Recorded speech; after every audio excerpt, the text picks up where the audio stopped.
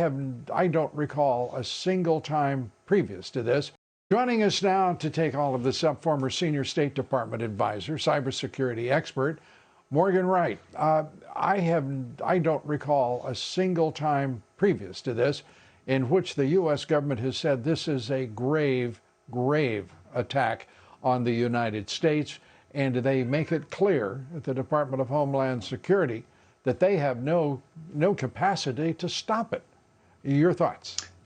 Yeah, Lou, anytime you call a meeting on Saturday of the National Security Council, it's serious. I mean, this is almost like a prelude to war. So what you were just saying earlier and what you reported on, not only were the government agencies hit, we've got Lockheed Martin, we've got companies like FireEye, very good, solid cybersecurity companies being targeted by this malware. So this is, I think a lot of this, now, they were in the system for 9 months, Lou, but it took several months of preparation. This very well could have started after the 2018 election, after they were kind of silent during that time. This is Russia's way of getting back in the game. They knew we were going to be looking at them for the election. So what did they do? They took a different tack, and instead they attacked the one system, the one company that had over 300,000 clients, many of those government clients and very significant private sector clients. You're talking about SolarWinds? Yeah, SolarWinds, they have over 300,000 customers worldwide. They said, well, only a small portion, 18,000, were affected. Lou, 18,000, my goodness. We're talking 18,000 companies, many of those, like you were just talking about, nuclear agencies, the FERC. We've got the Treasury. We've got, many other government agencies. We've got private sector companies that do defense work, Lockheed Martin. This is not just something you say, it's just a minor thing. They exploited the trust mechanism that every company relied upon to deliver, like you said, these updates to patch the vulnerabilities. Instead, they were introducing new hidden vulnerabilities. They said, well, the updates are secure. Well, the updates weren't secure. They were securely delivered, but they contained a malicious payload that allowed them to exploit. We don't, at this point, Lou, we don't know how many. It could be hundreds. It could be thousands of companies. Those companies, all of them part of the military-industrial complex, all of them in the federal system with access to, as we've already been told, the nuclear stockpile, which means in this instance also very likely it means that our national laboratories have also been compromised. The fact that it's ongoing and that everyone is acknowledging, at least those who are speaking, that there is no fix here, quote unquote, and that right now foreign actors are in control of the U.S. networks and systems, the U.S. federal networks and systems. There's no other way to read this, is there? No, CISA already told Department of Energy, look, you're on your own. We don't have any bandwidth to be able to support you. This is beyond an all hands on deck. We don't even have the number of people it takes to respond to this. And Lou, I will tell you, looking at this has a lot of hallmarks, the trademarks of what Russia did to Ukraine December 23rd, 2015, when they launched the black energy malware. They took out 700,000 homes.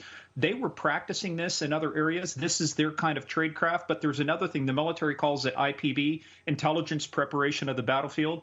Russia, by getting into the FERC, by getting into the nuclear agencies, by getting into our government, and you said the military-industrial complex, they are assessing our capabilities, our strengths. They're looking at where's the U.S. going, what can they really do. And the FERC, the Federal Energy Regulatory Commission, they don't regulate the energy transfers, but they know where all the soft spots are. They know where all the vulnerabilities are. Russia now has got the entire playbook, if they want to, for example, how to take down the U.S. energy grid. And there was a change of doctrine in the Obama administration, I believe it was 2015, in which we declared as a nation that a cyber attack, and described certainly would be a perfect fit with this situation, that it would be considered an act of war. What in hell is the U.S. government doing waiting to respond? I hate to say it this way, but, even though we have all a good idea, 2 days after 9/11, 24 hours after 9/11, we knew it was al-Qaeda. We can assign attribution. They're being very careful, I think, at this point, but you've got to be more transparent. What's going on? Who's affected? What's affected? What kind of steps should everybody be taking? But then to stop folks like China, to stop folks like Russia and Iran, you just can't pussyfoot around. You've got to hit back. They've got to unleash U.S. Cyber Command even more. Let General Nakasone take his cyber troops and go on the offensive and start teaching some of these folks there is a price to pay if you attack the United States. Or there is alternatively the other possibility that we simply lack that capacity and would have to respond in the physical world, not the virtual, to this attack and make the punishment. I don't know how you would make it other than an absolute destructive force in any way symmetrical to this assault on our systems. This is a cyber attack of nightmare proportions and apparently dimensions and longevity. Your thoughts as we wrap up here, Morgan? Yeah, the Russians are contesting this. Before, when you would find a bad actor in your system, they, okay, you caught us, we're out of here. This time, they are contesting the ability to remove them. That's why this insertion into the updates for SolarWinds, it is so hard. You cannot simply rip and replace all this software. It's either shut it off or cut it off, and neither one of those is a good alternative. I also want to put a point on one thing, too, as we wrap up here, Morgan, and I appreciate your time. We just heard from the former head of CISA that this was the most secure election in our country's history. This is the very same intelligence organization in cyber who had no idea that there had been a year-long, it looks like at least a year-long attack that is still ongoing. And we're listening to him say this was a secure election. Are you kidding me? If this is the situation we're in right now with the entire federal government, what in the world are we to think of the evaluation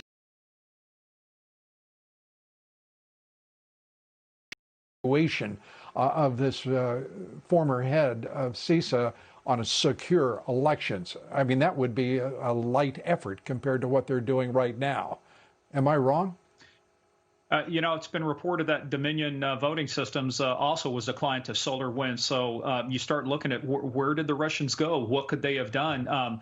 You say that it's the most secure election because it's based on what you know then. What they did not know is, to your point, we had this campaign going on for at least 9 months, if not longer, penetrating some of the most sensitive areas of our government. They snuck in right underneath our nose, and it's like finding a burglar in your home that has been living in your house for 9 months. I mean, this is beyond just tragic, and we don't even know the extent of the damage. It will take weeks, months, maybe up over a year before we truly realize how bad the damage is from this attack. Well, this is an intelligence of the Cyber Command. It is an intelligence failure of massive proportions. The potentiality of damage and destruction to this country is at this point inestimable. We hope it can be limited quickly. We suspect not. Morgan Wright, as always, your expertise is much appreciated. Thank you for bringing perspective.